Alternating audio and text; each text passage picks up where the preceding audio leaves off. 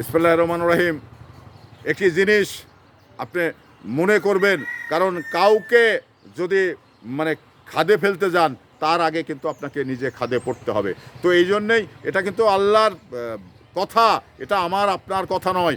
কারণ এই বিষয়টি মানে নিরপরাধ মানুষকে আপনি যখন অপরাধী বানাবেন তখন একসময় কিন্তু এটা বহিঃপ্রকাশ ঘটবেই। যেমন মানুষ এই জঘন্যতম অপরাধ মানুষ খুন করা, তো অনেকেই কিন্তু এগুলো করেন। তো খুন করে কখনো কেউ মানে ভালো থাকতে পেরেছে?